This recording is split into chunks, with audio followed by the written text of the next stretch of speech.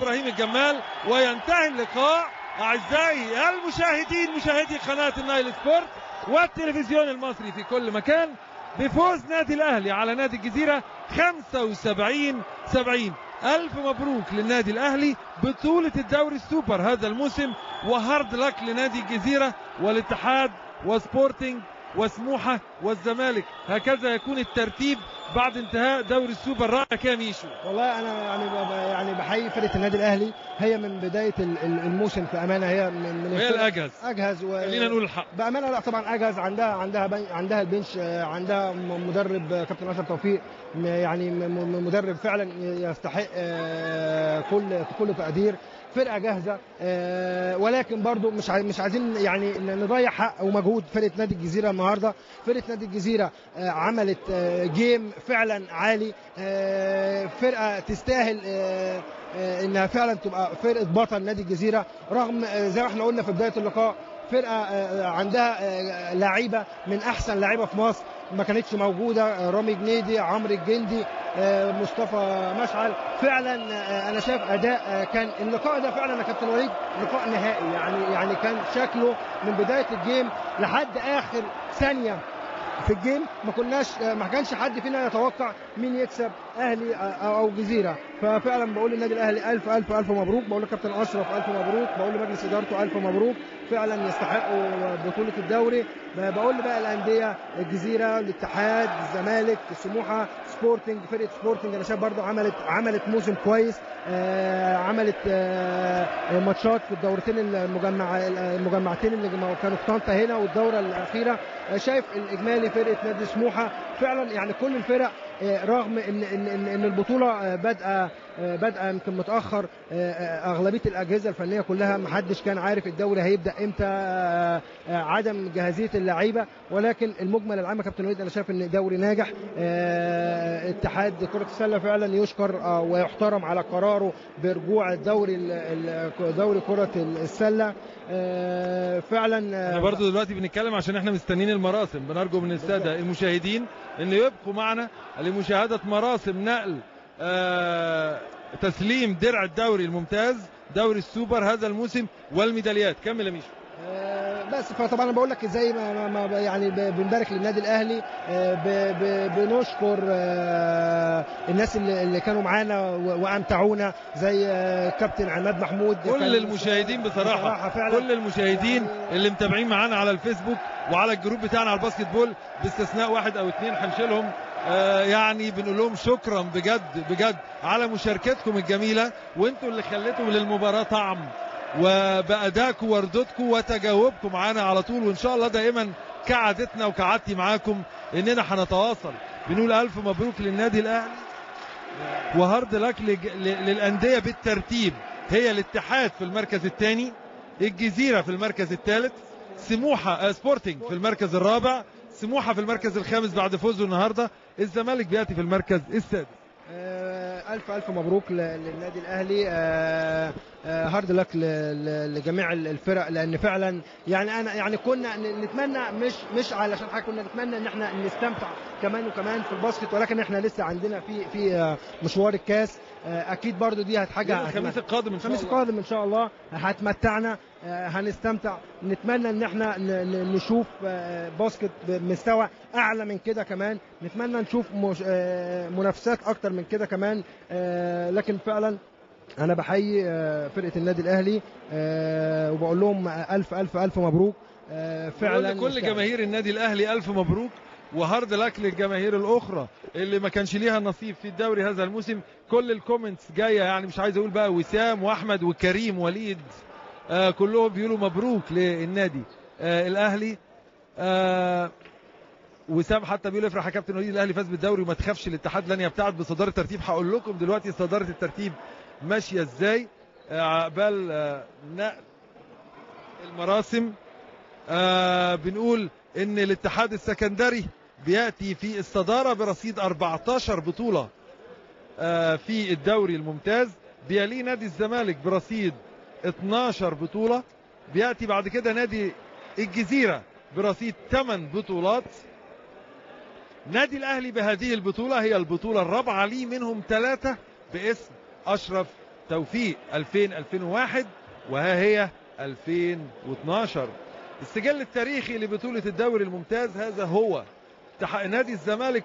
انشئت البطولة من عام 75 76 77 78 نادي الزمالك كسر 79 نادي الاتحاد السكندري 80 81 بطولتين لنادي الزمالك.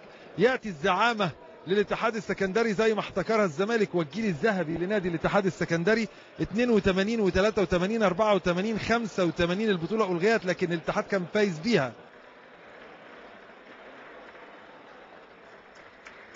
وادي لعيبة الاتحاد السكندري تتسلم الميداليات. وادي مالكوم اللاعب الامريكي المحترف، مؤمن ابو العينين وعمرو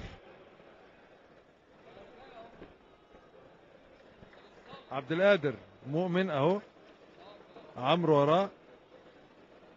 نجوم كانوا يتمنوا، وادي حاتم حسام البحيري، نجوم كانوا يتمنوا فوز الجزيرة حتى يعود ليهم الامل مرة اخرى، كانوا قاعدين مستنيين على هذا الامل. احمد الصباغ، مؤمن سيد، مؤمن مبارك بقى، كريم سعيد، محمد جابر، احمد الصباغ، محمد جابر المدرب، والابتسامة تعلو الوجوه. وهذه هي الروح الرياضية والاداء الراقي اللي نتمنى ان هو يسود في الملاعب. اهو ادي الرسالة واضحة الى كل جماهير كرة السلة.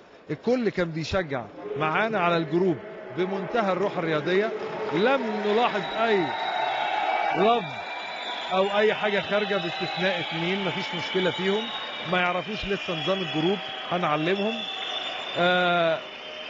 هي دي الروح الرياضية بين اللاعبين، هي دي الروح السائدة اللي نتمنى ان هي تسود دائما ايضا بين الجماهير بعد ثورتنا الجميلة. ادي امير الفنان ايضا. وادي النادي الاهلي بيتقدم طارق الغنام كابتن فريق النادي الاهلي، يتسلم ميداليته من ايهاب محسن. كابتن عبد الله شلبي، الجمال امين روزيه هيغادر بعد الكاس مباشرة بقى معسكرات فرقته ومنتخبه الدورة الأولمبية في لندن، بنتمنى له كل التوفيق طبعا. وادي ابراهيم الجمال بيلقي قبلة كده على الدرع، يعني شوية كده وهيبقى معاك الدرع تصور بيه براحتك يا هيما. ابراهيم الجمال الله، ده مين اللي كان بيبوس؟ امال ده ابراهيم الجمال تاني. يقدر بيلف ياخد ميدالية تانية يمكن. مصطفى الشافعي. وادي كريم شمسية لم يشارك في لقاء النهاردة. احمد عمارة وبسيوني.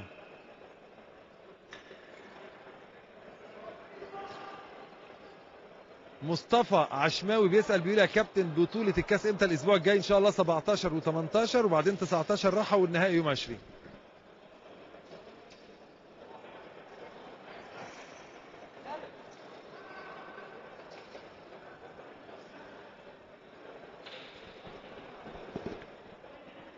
حسن امين مدربنا الجميل من قطر عامل لنا الاحصائيات برضو زي ما قلناها، 14 بطولة و12 بطولة للزمالك، الجزيرة 8 والاهلي 4. حسن امين كابتن حسن بيأكد ان نادي الاتحاد 14 مرة يعني.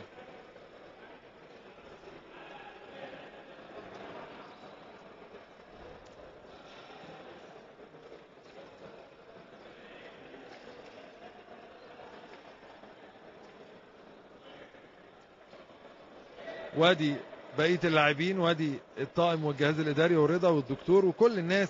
نادي الاهلي الف مبروك للنادي الاهلي، بيتوج البطل. وهتأتي لحظة تسليم الدرع الان، درع الدوري الممتاز لبطولة وموسم 2011-2012 بيتسلمها النادي الاهلي وطارق الغنام، ولحظة التتويج التي غابت 11 سنة.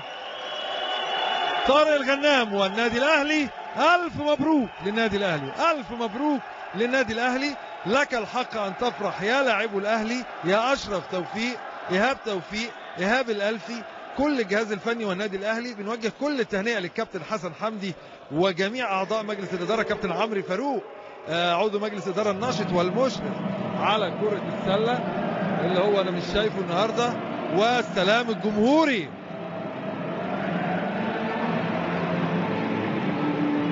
الجميع وقف. السلام الجمهوري.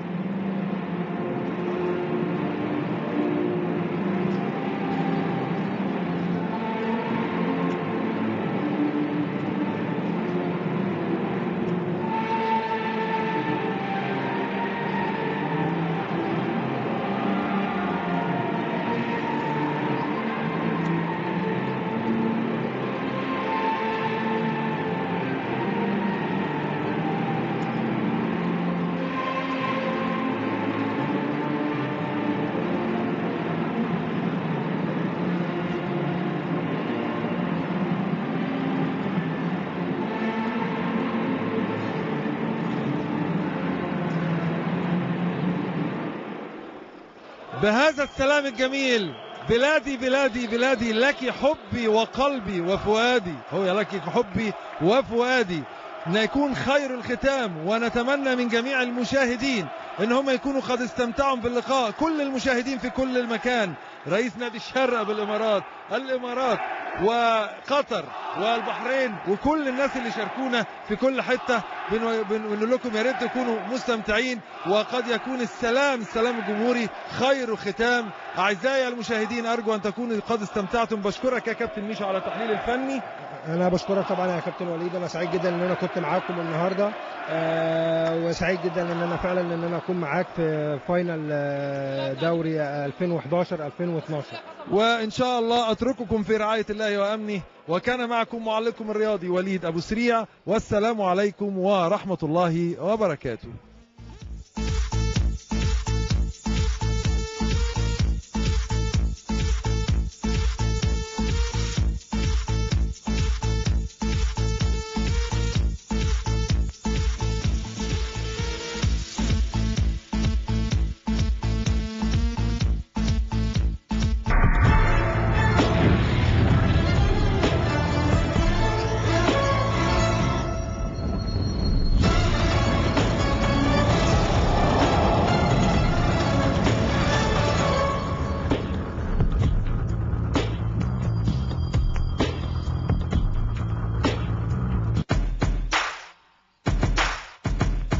محمود عبد الحميد الغانم. محمود ده يبقى ابن سيادة الوزير عبد الحميد الغانم. مين اخويا؟